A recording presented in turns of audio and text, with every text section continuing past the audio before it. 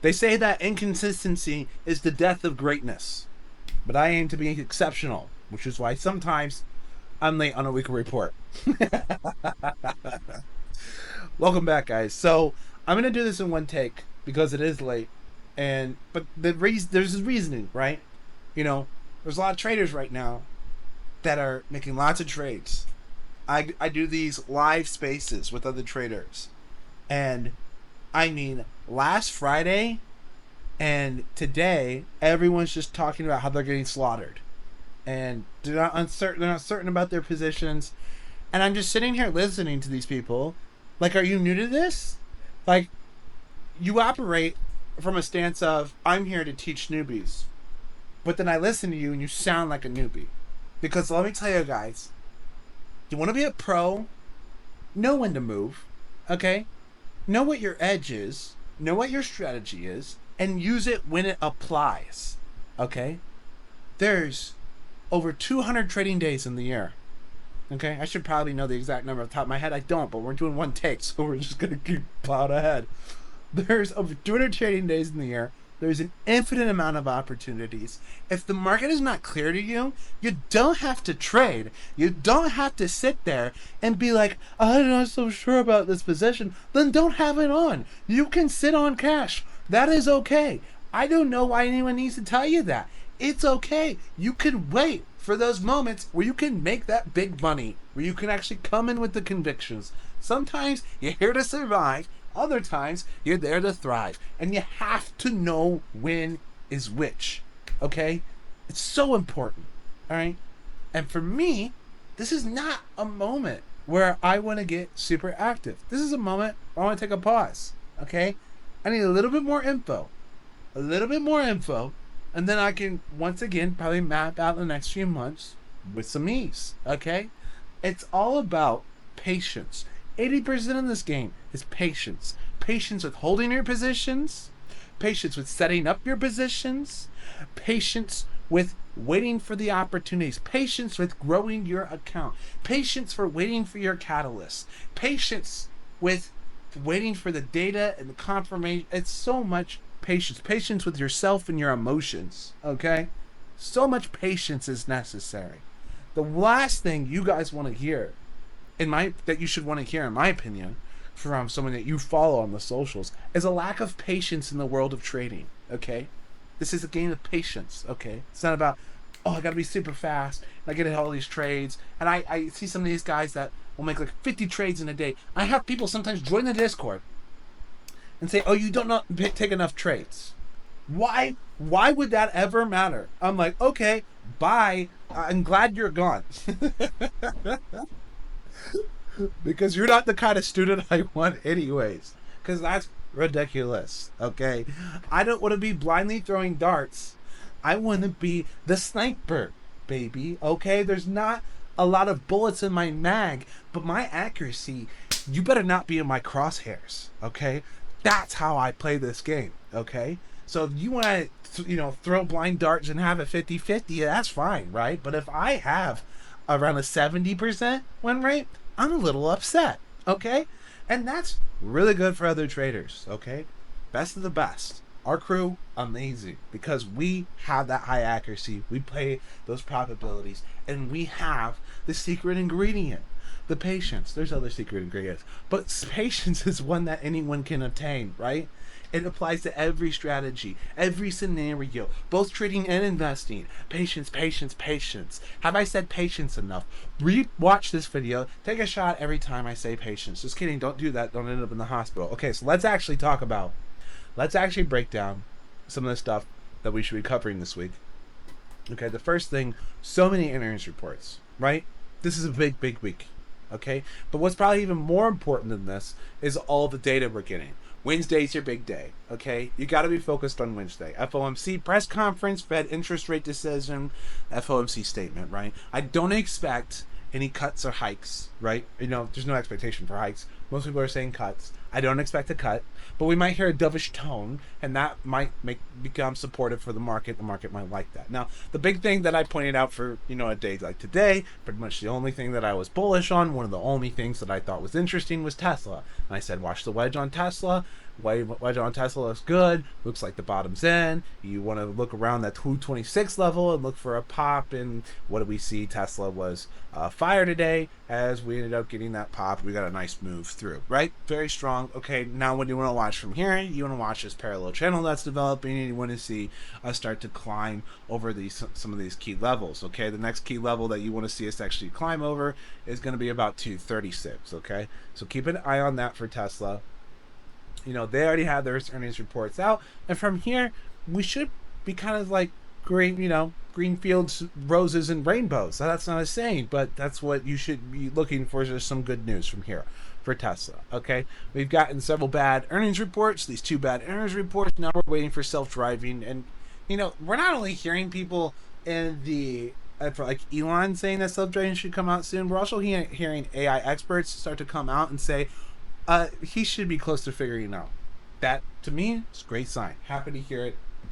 Let's bring it. And of course, that's not only the first catalyst. This is why it's my largest position. This is also why every week I'm going to probably be talking about Tesla. You want to hear me talk about Tesla? Follow me, because I'll talk about Tesla quite a bit. It's my #1 position. Now, the reason on the SPY, what do you want to watch in the short term for SPY? We can make it really simple before we make it a little bit more complex, right? Make it really simple. Look for 547 and 537 break. Okay, huge chop range, multiple inside days of this chop range. We can't break through, we can't break below. Watch it. Okay, and also keep an eye on this breakdown. You know, one of the trades I had called out on Sunday was a break on Nvidia for the 110. That was yesterday. That was Friday's Thursday's lows. That was Friday's lows. Here I am confusing myself for no reason. That was Friday's lows, and we got the break, but I didn't like the alignment with the market because SPY and QQQ are actually being somewhat sturdy into that, and I was watching the indexes, and I just didn't like the setup. And then we came back again. I still didn't like it. Coming into close, still didn't like it, and now we're seeing it melt down in the after hours. Of course, this is Robinhood. Who knows where it's actually at right now? This is TradingView. I don't have the 24-hour trading here, so. This will be interesting tomorrow because it might want to make a quick move to the downside to 107, okay? And, you know, I imagine most of you probably won't. Well, hopefully you'll see this before the market opens. We'll see how that plays out. There might be potential to kind of like chase it off a morning plunge because we should have AMD tomorrow after close. And AMD starting looks awful. And that could cause a ripple on Nvidia. My gosh, the AMD looks awful. Both in the daily. But the weekly's getting bullish. But the monthly's rolling over. Ugh. This is just a moment, you know? There's so many people getting slaughtered here. Trying to buy these dips. So... here's some stuff I wrote on, you know, potential outcomes for the earnings. It's going to be hard to imagine that they do well at earnings. Everyone keeps mentioning that, like, oh, they'll be fine. But we already saw TSM earnings, and it really wasn't fine. You know, it was a decent earnings, and then it sold off anyways. That's like, you know, really not what you want to see from the company. Yeah, got down, tried to recover, and it's just continuing to sell off. You have to understand, like, we could potentially see that for the rest of these big tech companies. I think even Netflix had a good earnings, and I think they rolled over. This is not the chart that I want to replace. Let's replace this one real quick.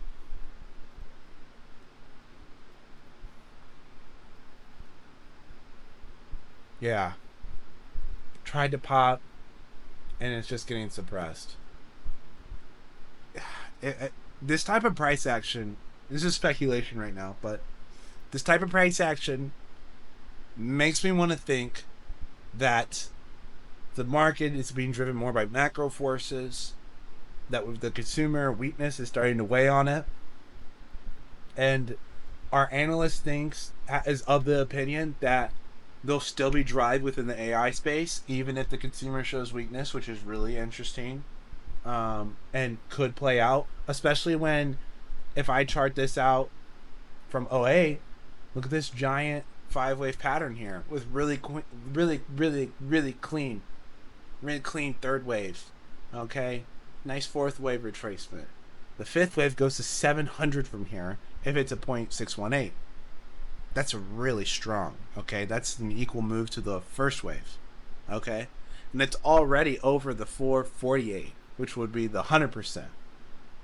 So when you look at something like that, you gotta say, okay, so then what should I be looking for at this moment? What should be the subwave structure? Well, the subwave structure is a bit of a mess, which is why I want more confirmation. I was thinking originally this could be an ABC to the upside. If we go even shorter time frame, we can see that we've potentially formed an ABC to the downside. All right, to get some breaks past the 1, but we came back and recovered it. Okay, this might be a move to the upside again. But the problem with this, and what's scary about this, is that this could just be one giant A wave, B wave, and a C wave to the downside. What does that mean? It means that this bullish thesis that kind of aligns with that greater 5-wave pattern could not play. It won't play out. That'll be invalidated from a C wave to the downside. Because what this would have to be is the 3rd wave within the 3rd wave, right? This would be the 1st wave, 2nd wave, 3rd wave. But the 3rd wave right here is already too truncated, all right? Which means this subwave structure, which means I could probably already delete this and say that it doesn't work, unless the market literally just rallies right back up tomorrow, okay? Then we have to start reassessing, and maybe we got the first wave wrong, although this subwave structure is nearly perfect, right? So, wave 1, this would be wave 1 within the 5-wave structure, a wave 2 that has an ABC in it, and this would be potentially a wave 3. Now, the other way to play that out would, you bring your 3 back here, this is your 4, this is your 5, and then what you're seeing right here is an ABC down with an ABC within it that would be part of an ABC. You follow me there? And I went down further than it'll actually go down. It'll probably end up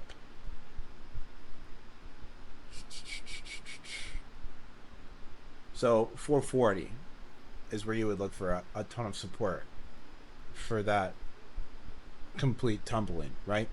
The market would probably also, you remember the whole year we've been talking about, okay, if the market starts to crash, it's telling you Trump wins over Biden, but Biden's out, and we have Kamala. We have, I'm not gonna get political, but we have, I almost got political. I'm not gonna get political, but we have this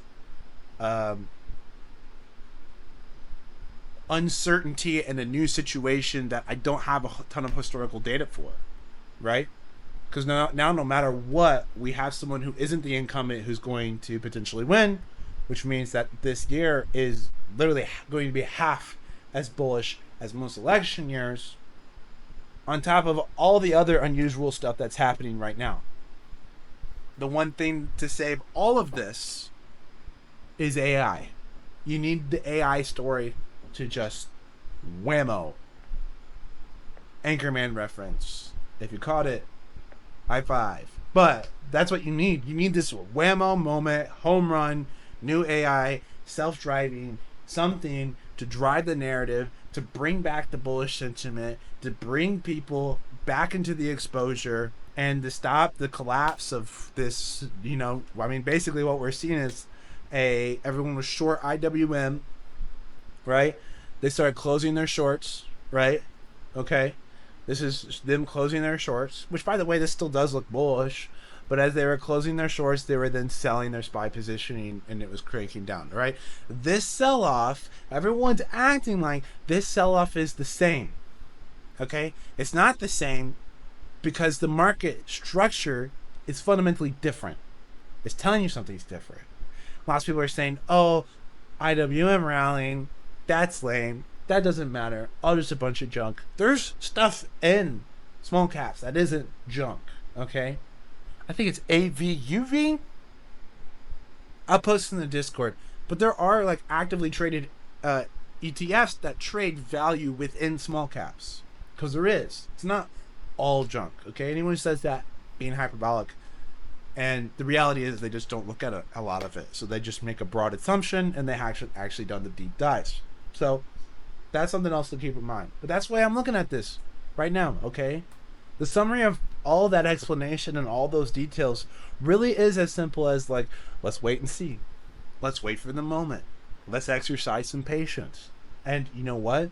That's how, when most people who do what I do right now in 2020 and 2021, they could just trade anything and they would just make money. Lots of people have made a ton of money this year because they've just been able to buy every dip and just come right back in. And maybe that works again for them. And maybe it does. Maybe it does. But maybe it doesn't. And I can come in late on a rally and do just fine, make a ton of money with some leveraged option positions. But I can also just wait here, sit on the fat stacks of cash, of profits rather, that we've made on the way down, because we were short for a lot of this, while most of the people were just, apparently most people were just bleeding. I swear every talk show I've gone on, they're talking about how much pain they've taken, and I'm like, well, this is awkward. But that's what's going on. So check out the link down below to join the Discord. If you want to learn more, we've got a ton of stuff coming out. And I'll live stream on Wednesday to provide extra clarity to anything that happens on Wednesday and trade the market live. Most likely.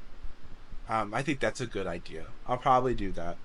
And we'll do a live show tomorrow morning on X. So check out the link down below if you want to hear some people cry, well, why isn't this going up? They're great guys, by the way. I'm not just trying to talk. There's lots of great guys. Lots of great guys. Different styles. That's all. Y'all have a good night. No edits. Ring the bell. Subscribe to YouTube. God bless.